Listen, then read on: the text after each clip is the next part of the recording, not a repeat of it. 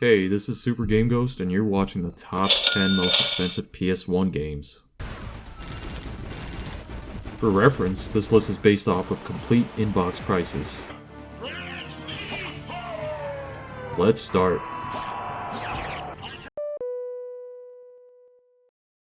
Number 10 on the list is JoJo's Bizarre Adventure.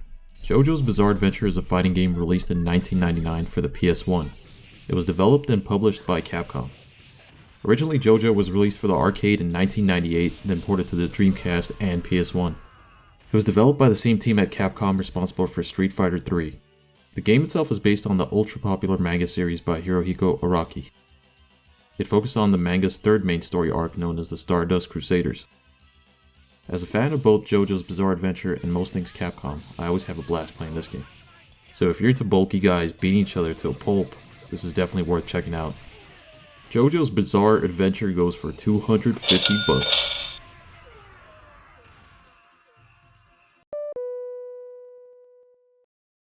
Number 9 on the list is Shadow Tower. Shadow Tower is an action role-playing game released in 1999. It was developed by From Software and published by Agetec. Shadow Tower is a dungeon crawler which is most similar to FromSoft's debut title, Kingsfield. At the time of its release, Shadow Tower received mostly negative reviews, and really it just paled in comparison to From Software's more popular titles such as Armored Core.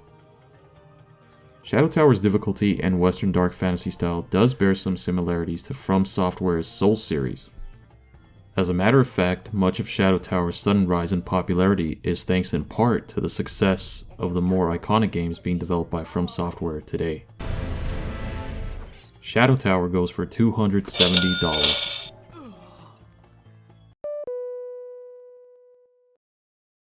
Number 8 on our list is Batman Forever, the arcade game.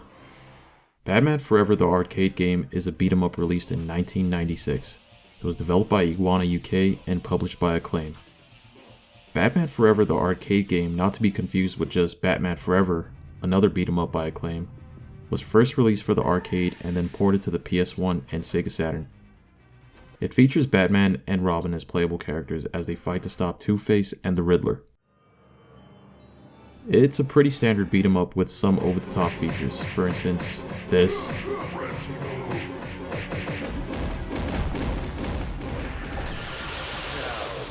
And this every 10 seconds.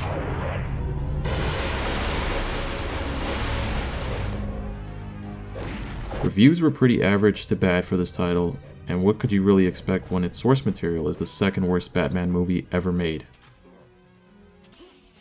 Batman Forever, the arcade game, goes for $280.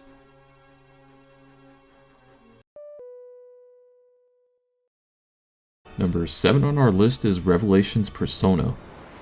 Revelations Persona is a JRPG released in 1996. It was developed and published by Atlus. Revelations was the first game released in the popular Megami Tensei spin-off series, Persona. It was also the first RPG in the Megami Tensei series to see a North American release. The game went into development shortly after the release of Shin Megami Tensei If. The battle system in Persona revolves around characters summoning a variety of avatars known as personas to aid them in a fight. During battles, the characters are also able to talk to demons they encounter, which results in various outcomes. Persona was meant to be a sub-series primarily focused on high school and the inner conflicts experienced by teens. Revelations Persona was very popular in Japan and received mostly positive reviews at the time of its release. Its success established the Persona series, which has now sold over 13 million copies. Revelations Persona is worth $290. Power unto you. Persona.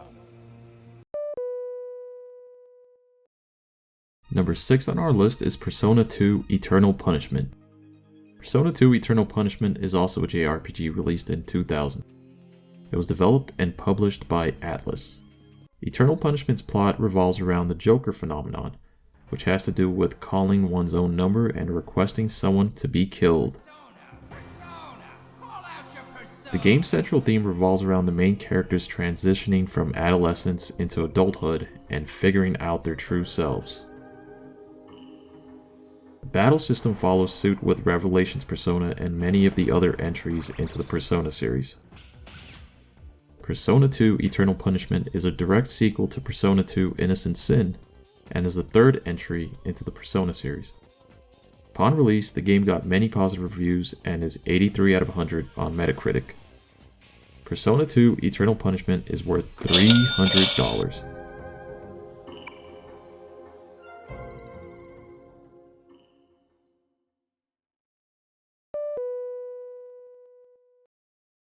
Number 5 on our list is Klonoa Door to Phantom Mile. Klonoa is a platforming game and it was released in 1997. It was developed and published by Namco. Klonoa follows the adventures of the titular character as something like an anthropomorphic dog, maybe? Game setting is a cartoonish dream world which was, according to the director of Klonoa, meant to appeal to both children and adults. The original concept, however, was set to feature a theme more centered around robots and ancient ruins. The main character was even going to be a robot who used iron balls to defeat his enemies. Reviews at the time of release had mostly good things to say about Klonoa, but criticized its overly cute aesthetic. I recall that this was also my criticism of the game when I played it nearly 20 plus years ago.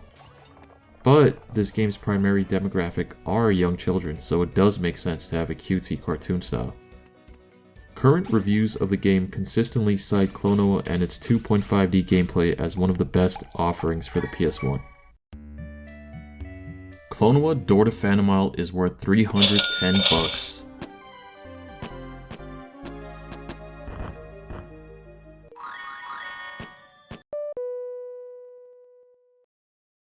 Number 4 on our list is Tail Concerto. Tail Concerto is an action-adventure game released in 1998. It was developed by CyberConnect and published by Bandai and Atlus. What do you get when you combine two of mankind's cringiest fandoms? You get steampunk furries in Tail Concerto. In Tail Concerto, you play as a cute little doggy cop called Waffle, who must catch the bad little kitty pirates that are running amok in steam-powered floating island land. On a serious note, the game is actually surprisingly fun to play and kind of reminiscent of Mega Man Legends. The main character, Waffle, pilots a mecha which he uses to complete the objectives set for each level. Tail Concerto was the first game in the Little Tail Bronx series. It got decent ratings from reviewers but was commercially a flop. Tail Concerto goes for $350.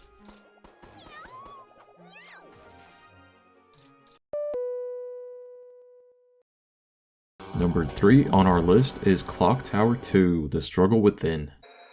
Clock Tower 2 is a point-and-click survival horror game released in 1998. It was developed by Human Entertainment and published by AgeTech. Clock Tower 2: The Struggle Within is the third installment in the Clock Tower series. It is also known as Clock Tower Ghost Head in Japan. The premise of the game revolves around a girl named Alyssa Hale who has an alter ego known as Mr. Bates that sometimes possesses her. Alyssa must venture through various areas in the game and solve puzzles, all the while paranormal entities and other stalkers try to end her. Reviews for this game at release were all pretty negative and most reviewers complained about its subpar graphics. Clock Tower 2: The Struggle Within goes for $390. I'm going to kill you. Number 2 on our list is The Misadventures of Tron Bonne is an action-adventure game released in 1999. It was developed and published by Capcom.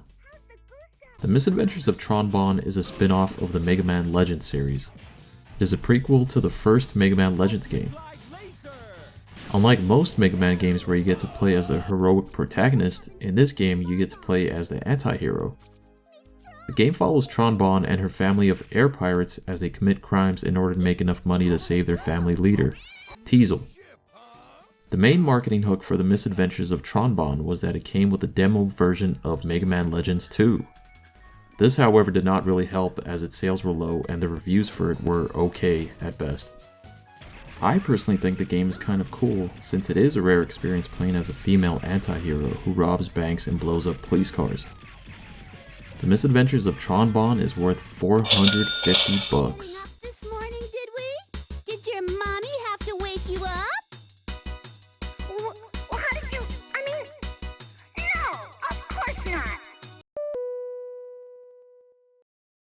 And the number one spot on our list is Elemental Gearbolt with the Assassin's Case. Elemental Gearbolt is a light gun shooter game released in 1997. It was developed by Alpha System and published by Sony and Working Designs. This is a unique one on the list since this was not directly available at retailers. The Elemental Gearbolt Assassin's Case was a promotional item that was given away to contestants at E3 1998. The case included a gold-plated gun controller, a red or gold memory card, and a copy of Elemental Gearbolt. The game itself plays like a typical light gun shooter with a first-person view. Unlike other light gun shooters, you aren't forced to reload your gun and you are able to select among 3 types of magical attacks: a heavy fire shot, a lightning spread shot, and a rapid water shot. Elemental Gearbolt is a very intriguing game for its genre. Apart from its gameplay and RPG elements, it also uses animated cutscenes throughout the game and has an orchestral soundtrack. Elemental Gearbolt with the Assassin Case last sold for about $8,700.